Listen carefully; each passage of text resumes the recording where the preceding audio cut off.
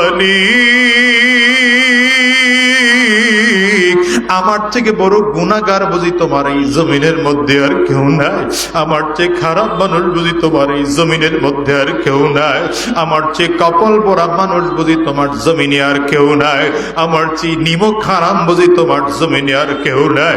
মালিকের কাছে যদি এমন কান্না কাঁদতে পারো, আমার মালিকের ওয়াদা আছে, বান্দা গুনাহ করে করে যখন এরপরে যখন তাওবা করে, বান্দার চোখের পানি নাকের ডগায় আসার আগে আগে আমার মালিক বান্দার গুনাহগুলো মাফ করে দেয়।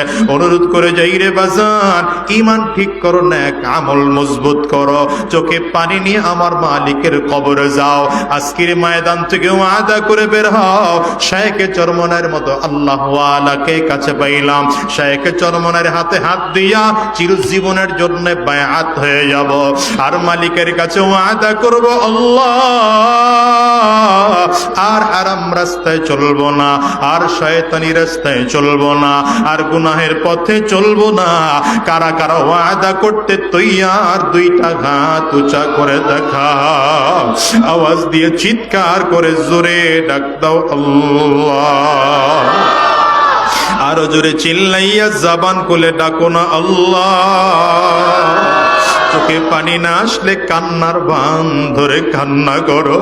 যদি তারপরও চোখে পানি না আসে, ডানে আর বামে তাকাও, তাকাইয়া দেখো না কার চোখে পানি। ওই মানুষটার দিকে তাকাইয়া নিজের নিজের ধিক্কার মারো। আব্বা আম্মা অনেকের নাই, আব্বা আম্মার কথা স্মরণ করে কান্না করো। কবরের আযাবের কথা স্মরণ করে কান্না করো। চিল্লাইয়া জোরে মার মালিক রে ডাক দাও আল্লাহ, খোদার আল্লাহ। এতগুলো মানুষ মিলে আমরা হাত উঁচু করে ওয়াদা করলাম, আর হারাম রাস্তায় চলবো না, আর শয়তানি রাস্তায় চলবো না, আর গুনাহের পথে চলবো না, আর জাহান্নামীদের রাস্তায় চলবো না।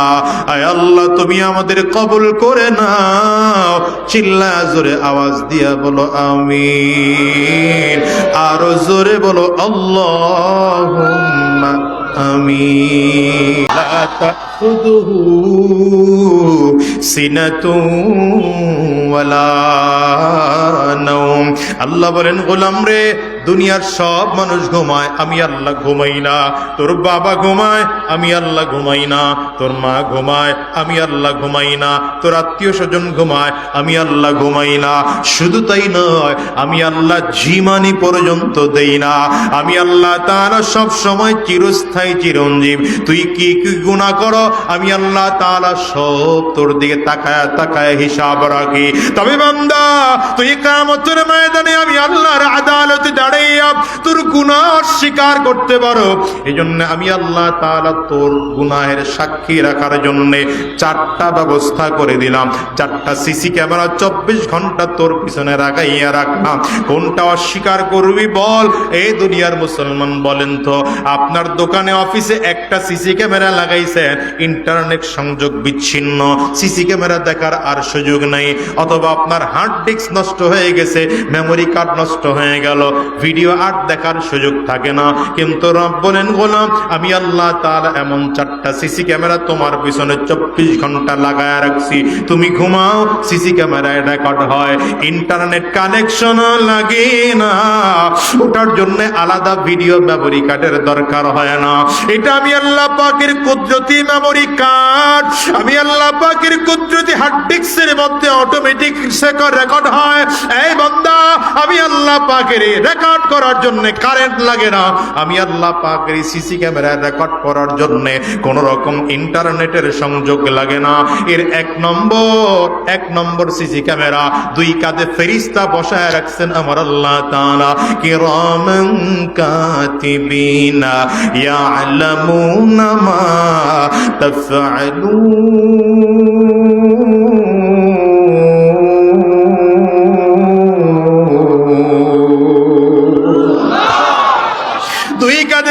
ফেরেশতা বসায় রাখছেন আমার মালিক।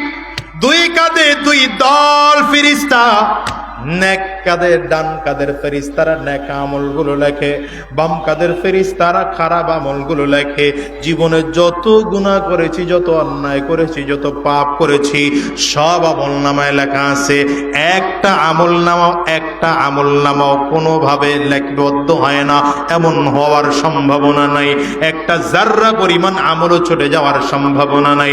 কিন্তু আশ্চর্যের ব্যাপার হলো, কিয়ামতের ময়দানে মানুষকে যখন আল্লাহর আদালতে দাঁড় করানো হবে, আমার মালিকের আদালতে দাঁড় করাইয়া আমার আল্লাহ তাআলা আমলনামা হাতের মধ্যে দিয়ে বলবেন, এই গোলাম বল, এই যে ফেরেশতারা তোর গুনাহগুলো লিখছে, তুই আমলগুলো করেছ কিনা? বান্দা বলবে, আল্লাহ আমি গুনাহ করিই নাই। কি বলবে? আমি গুনাহ এমন করিই নাই।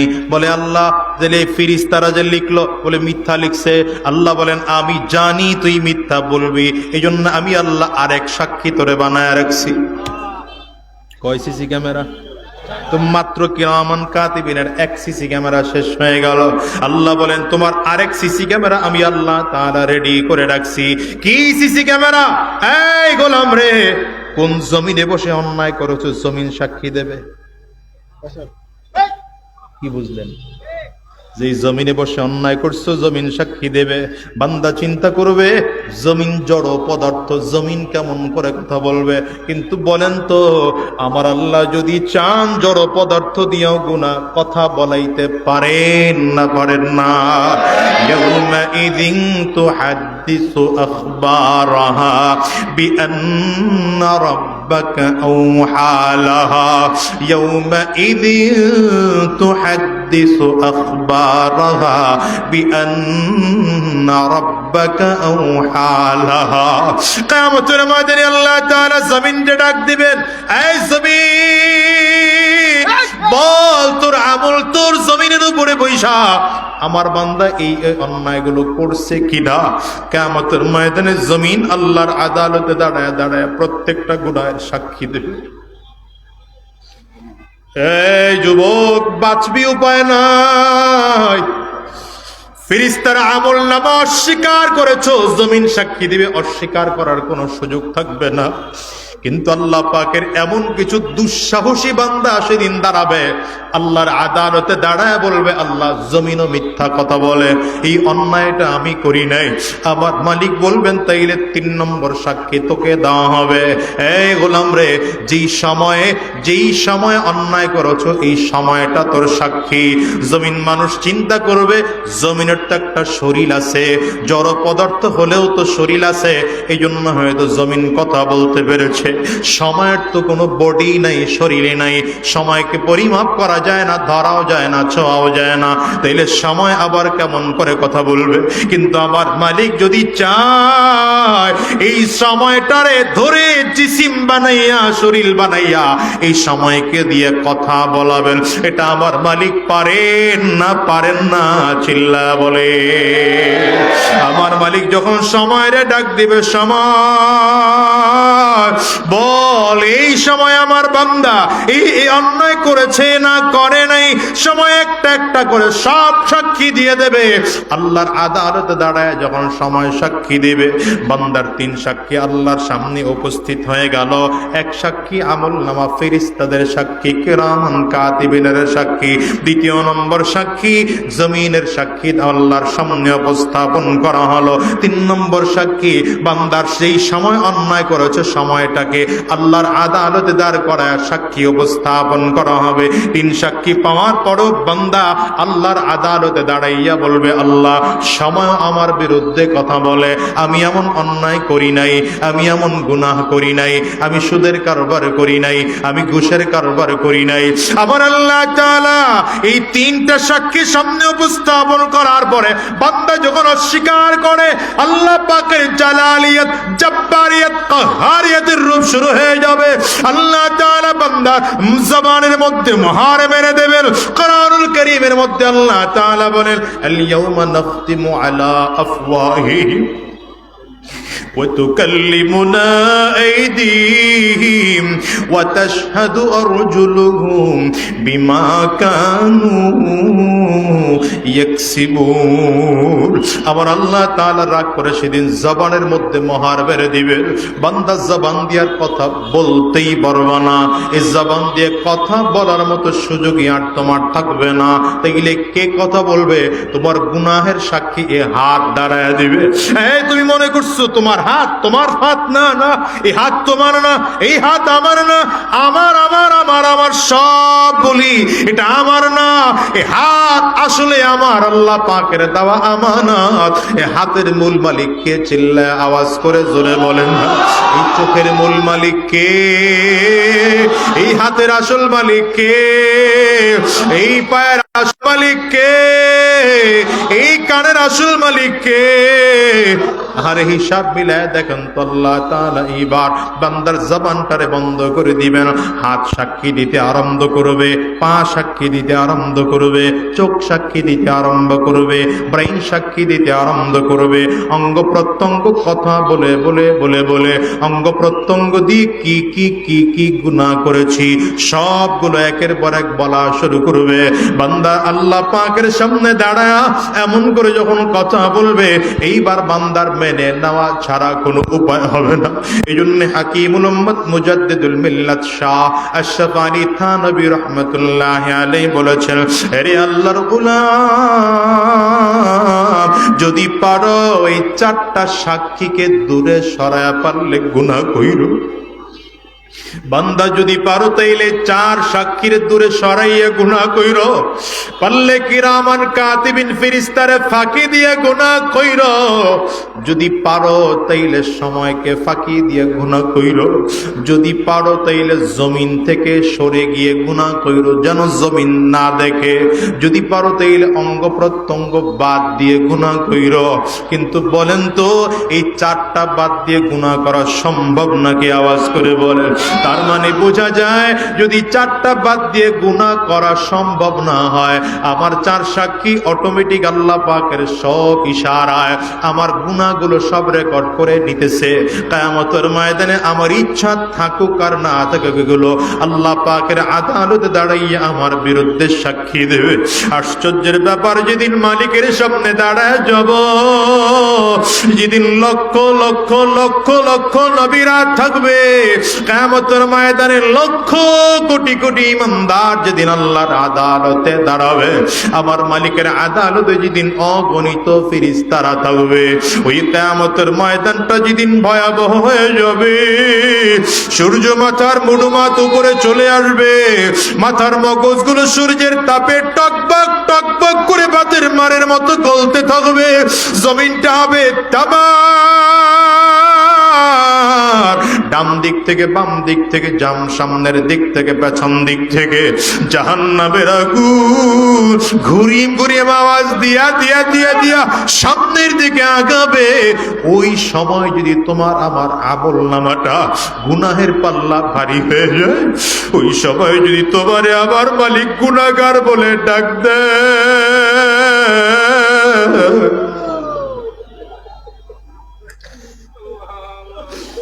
ওই সময় যদি তোমার আমার নামটা গুনাহগারের খাতায় লেখা হয় তাইলে বলো তো সেদিন উপায় কি হবে দুনিয়ায় তো অপরাধী একবার হইলে আবার অপরাধী মুক্ত হওয়ার সুযোগ আছে দুনিয়া তো এক মামলায় হেরে গেলে আরেক মামলায় জিতবার আশা আছে কিন্তু তোমার আমার জীবনে যে কবরের মামলা মৌতের মামলা ওই কবরের মামলা হাসরের মামলা মিজানের মামলা পুলসিরাতের মামলা একটা মামলার থেকেও কিন্তু উপায় বাঁচার কোনো উপায় নাই হিসাব মিলাইয়া দেখো মালিক ছাড়া ওই দিন আর কেউ আদালতে থাকবে না সব নেতা সেদিন বন্ধ হয়ে যাবে সব ক্ষমতা সেদিন শেষ হয়ে যাবে আমার মালিক জালালিয়াত জব্বারিয়াত আর কাহারিয়াতের কণ্ঠে বারবার করে ডাক দিবেন লিমানিল মুলকুল ইয়াউম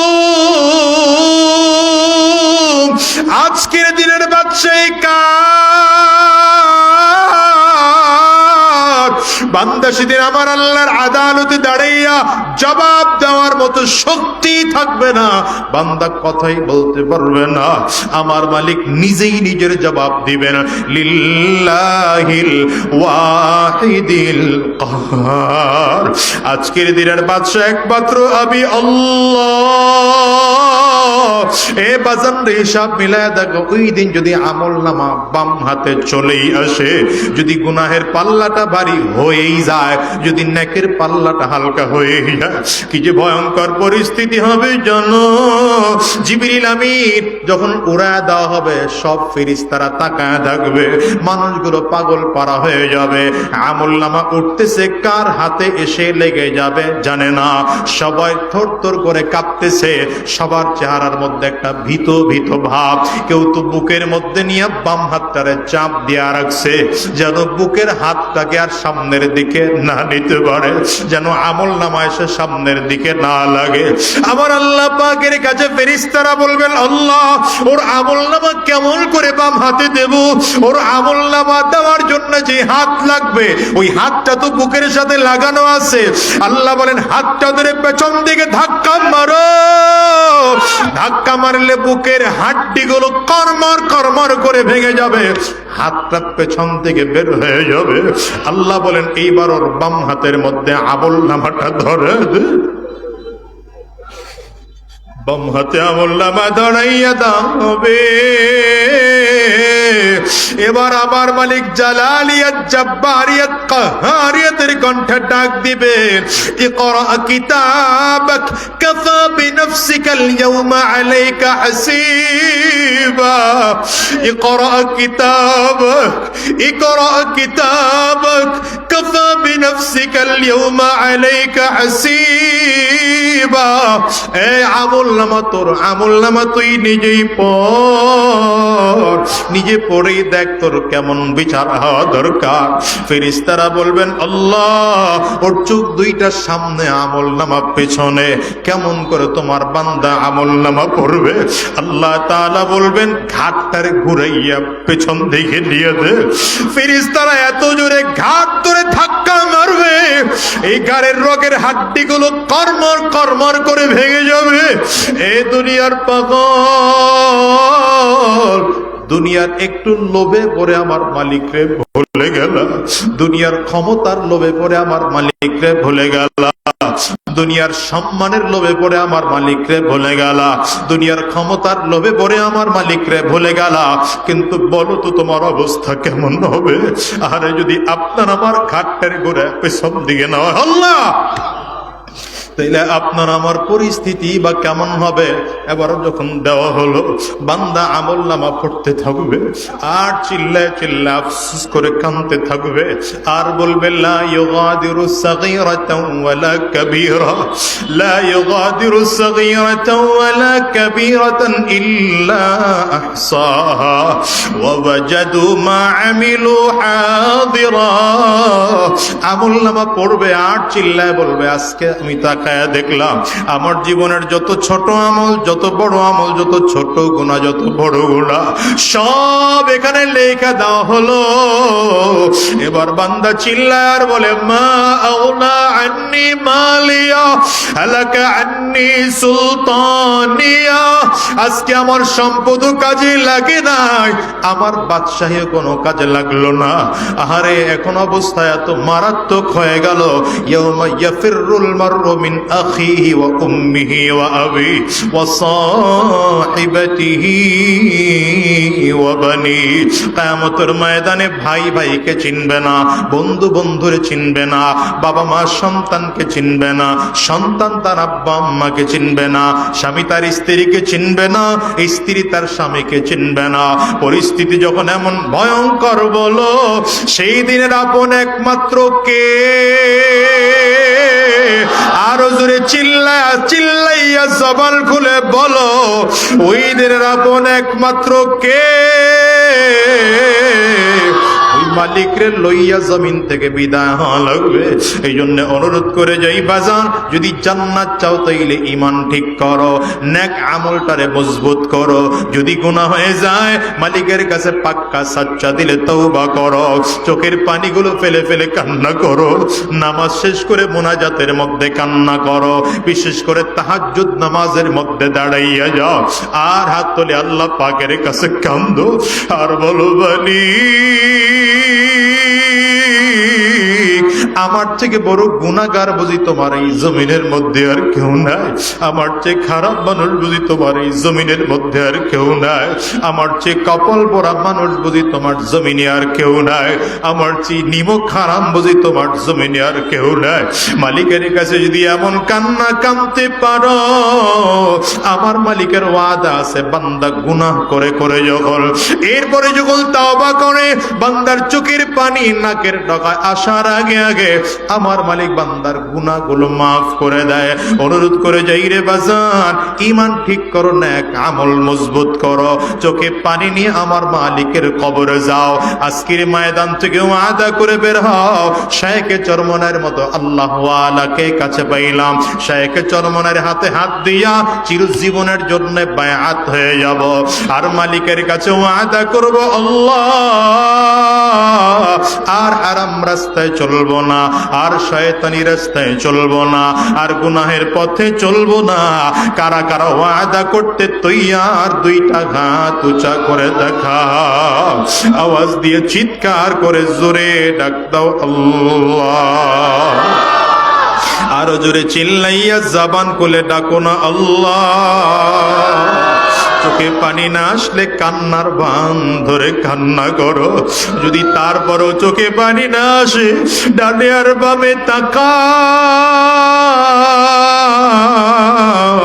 তাকাইয়া দেখো না কার চোখে পানি।